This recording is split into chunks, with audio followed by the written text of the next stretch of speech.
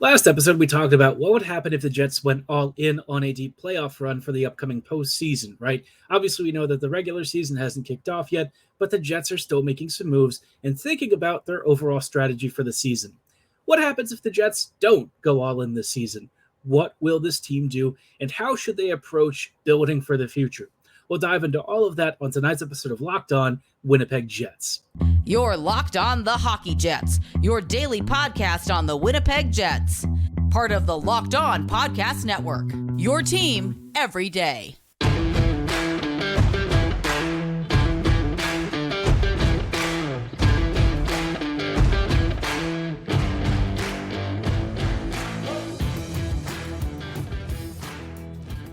Evening, friends, and happy Friday. Welcome to this episode of Locked On Winnipeg Jets, part of the Locked On Podcast Network, your team every day. I'm your host, Harrison Lee, an avid Winnipeg Jets fan and an online blogger. You can follow me on Twitter at HLivingLoco and at LO_Winnipeg Jets.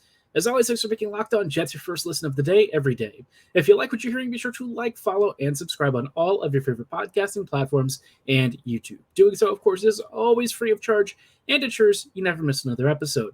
But more than anything, we just really love and appreciate your support. Tonight's episode is brought to you by FanDuel Sportsbook, official sportsbook of Locked On. Make every moment more and visit FanDuel.com/LockedOn today to get started. Now, like I said, last episode we talked about how the Jets can go all in. This time, we're going to talk about how the Jets shouldn't go all in and what they should do instead, as the Jets are probably going to do a weird thing this year. I think they're going to kind of skirt that line of waiting to see how the team looks before the trade deadline, and then kind of make a decision then. My problem with what Winnipeg is doing is that they are playing a very risky game, partly because they're waiting for everyone else to sort of make the first moves, right? And when it comes to, the Jets often being reactionary, I feel like in the past, that's occasionally limited the amount of stuff that they got back in some of their trades. Now, don't get me wrong. When the Jets make big blockbuster trades, typically they've done pretty well. There have only been a few trades where you kind of look at it and you say maybe Winnipeg overcooked its hand. But even in the deals where the Jets didn't do as well as they could have, they still got a pretty decent haul, right? So Winnipeg has managed to work its way out of some jams before. This time, I don't know if the Jets are going to dodge the bullet the way that they have in the past. Winnipeg is staring down two huge expiring free agents, neither of whom are going to resign, and somehow the Jets are supposed to lose those and still compete for the postseason, right? Obviously, that's not really possible if you lose both Hellebuyck and Scheifele. But the reality is the Jets are in a better position if they lose both at the start of the year. I know that sounds kind of crazy, and I feel like a lot of people are going to say, well, how's that possible, right? But the reality is, look, I think everyone knows this Jets core, it's underperformed. You don't want to admit it. You hate to say it, but barring a couple of seasons where the Jets did really well, had a couple of really amazing playoff runs, on the whole, the Jets group that I thought we were going to see didn't really coalesce into something that was a year in and year out competitor. Sure, they made a few playoff appearances, and yes, they even had a cup run at one point. But beyond that, it does feel like this team failed to live up to its promise after that 17-18 season. So we've kind of already seen the best that this team is probably capable of. And this year's squad is not going to get back to that level. It would take a miracle or like a major trade of some sort. And I just don't see the Jets doing that kind of stuff, right? I think this team is going to be decent. Like I said, I think it's going to be decent, but I don't think it's going to be good enough to where you're watching this Jets squad and thinking, that's a team that's going to win the cup, right? I think when you watch Vegas or Colorado or even Dallas, some of these other teams, they look the part and have, statistical backing that says they might actually be on the pathway towards a cup win. With the Jets, you don't really have that as much. And they still have a couple of major organizational gaps that I think are still holding them back. So for me, I think rather than waiting for the trade deadline, I'd make a move early at the start of the season or before the season starts with Scheifele and Hellebuyck. I know it's a tough pill to swallow, but Hellebuyck in particular, I think, really needs to get moved because, first off, goalie trades, you're just not going to get a great return anyways. They don't really fetch big deals, big packages. You're not going to see one for an expiring free agent goalie. But here's the thing, right? If you wait to the trade deadline, right, that's about halfway-ish through the season, which means that Hellebuyck's going to go fresh-faced to another team. He's not practiced with them. He doesn't know their defensive schema. It's going to take a lot for him to get integrated, which means that the actual value that you get out of Helly for that rental run might be reduced from what it would be if he starts the season there. I think that there's maybe an underappreciation for how hard it is for new goalies to integrate into their teams. And if you're Hellebuyck, who's used to Winnipeg strategically locating where shots are coming in from, especially in the Maurice era, it could be a bit of an adjustment, and he does have some weaknesses that, maybe odd man situations can expose. So for me, right, I think Hellebuyck is probably imperative to move before the season starts. Scheifele, you have a little bit more time because Mark is going to go somewhere and probably just kill it. It doesn't matter where he goes. I'm pretty sure that he's going to slide into a new team and immediately start raking it in. Maybe he has a couple of games where it takes him a little bit to get started, but I promise you, he's going to fit in like a glove, and people are going to say, how on earth did the Jets ever let him go? I'm telling you, I really do think Scheifele is the kind of guy who's still going to get a good trade package, and most likely, right, you keep him for maybe half a season, he's going to kind of rack up the points. I think he's going to be a really pivotal player. I think that you can potentially use him if you're still trying to make the playoffs. I think for me, right, if you move both players at the start of the season, you set expectations, you might also put yourself in an okay position to where if you do poorly this year, it's not the worst thing, right? I would have preferred it to happen this past season where the Jets maybe go for a top 10 pick. But the reality is Winnipeg really needs a centerpiece like prospect. And they're just not going to get it picking in the middle of the pack or towards the end of the first round. They've gotten some great value out of some of those previous picks. Perfetti, right at the end of like that top 10 range or right inside of it. I forget exactly what his position was. I want to say it was like 10th or 11th, but maybe even 12th. But obviously, it's not like top 5, right? Perfetti, still an amazing prospect. Lambert, another amazing prospect. Rucker McGroarty, fantastic prospect. There's still like a tier between them and like the truly next level prospects. And that's where I think Winnipeg really needs just one piece from that tier. Somebody who's like a bona fide, surefire, superstar talent. Perfetti, I think, is probably going to be the person who gets closest to that. And I think we're already seeing him turn into a potentially, foundational elite player for this franchise in the years to come. But, do we have a franchise elite level, lifetime kind of player? Not yet. And I think that's something that if you trade, some of your core pieces now who aren't going to be part of that team in the future, you get ahead of the game. Maybe you start thinking about retooling early and getting ready for the future. Now, part of that might also mean that you weaponize the cap space you're going to have going into the season. We'll talk about what the Jets can do with that and how they can really make use of the space that moving Scheifele, Hellebuyck, and maybe some other players might offer in just a little bit. But before we go any further, I did want to shout out our friends and partners at FanDuel. Football season is about to kick off, and FanDuel is giving you the chance to win all season long. Right now, when you bet on the Super Bowl winner, you can get bonus bets every time that team wins in the regular season. Just pick any team to win the Super Bowl, and you'll get bonus bets for every victory. You can use your bonus bets on everything from spreads to player props to over-unders and so much more. Now, for me as a Ravens fan, I'm going to bet on the Ravens winning and obviously potentially becoming Super Bowl champions under the new offensive scheme. Maybe you are a long-suffering Vikes fan and you think that this is your year. Well, cast a bet on your Minnesota Vikings and you can get bonus bets to use on everything else under the sun. If you're ready to get started on winning, go to FanDuel.com/lockedon and start earning bonus bets with America's #1 sportsbook. That's FanDuel.com/lockedon. Hello, friends, and welcome back to this episode of Locked On Winnipeg Jets, part of the Locked On Podcast Network, your team every day. Every day, thank you so much for joining us on tonight's episode as we talk about the Jets not going all in next season and maybe taking a pause, slowing down, and thinking about the longer-term picture. Because I've said on previous episodes, right, I've said at the end of this current core, there's going to be probably about 3 years where the Jets start to not be so good. But after that period, right, you get your young prospects starting to filter in. You have that new core turning over. You might start to see the makings of a fun team of the future. But until that point, it's going to be lean pickings. And that's where I think the Jets really have an opportunity to make use of cap space. Now, I know this sounds really silly, and, everyone makes fun of the Arizona Coyotes for doing this because for what they do, they always go for those big cap hits, but they look for contracts where the actual wages being paid out are much lower. For the Jets, I think what they can do is make use of that sort of schema, but get paid to take on bad deals. If you're not going to be a good team, if you're not really considering competing for the next few years, maybe take on some aging free or aging players who are on deals that maybe become free agents in a couple seasons, maybe 2 years left, but are still big cap hits.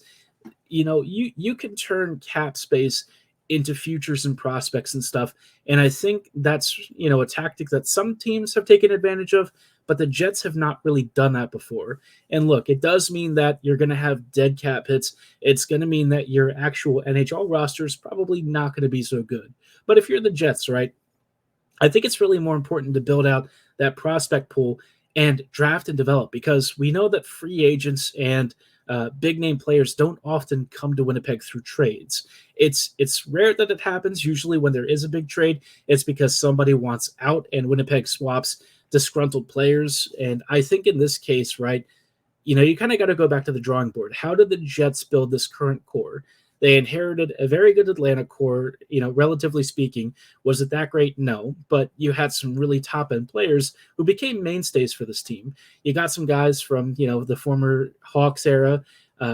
You pull together a pretty veteran roster, but you start to, after the first couple of years, build out with top-end prospects. They took a chance on Scheifele. He's panned out. They found a gem in Hellebuyck. He's panned out. Morrissey, Trouba, Kyle Connor, Nikolai Ehlers, all of these players, developed through draft picks and stuff. And I think Winnipeg really needs to think more along those lines, building for the future, because we know that the Jets are not going to splash big cash. They don't do that. They view themselves as a small market team. They don't have the operating budget that, you'd think having like the second richest person in Canada backing you would indicate. And I think that they've shown time and time again, they're still a budget conscious team. Even when they're a cap team, they're still thinking about, saving a few extra dollars. And so I think for Winnipeg going forward, you really got to start stockpiling assets. And if you can do that by maybe spending some real world cash, but maybe perhaps not as much as those cap hits are indicating, you can get really good value out of that. Getting paid to take on bad deals is a really strong tactic for a team that's really focused on the future. And I think Winnipeg, we're at that stage where it's time to start talking about the next core, not this current one, not building around the current group. That time's kind of come and gone.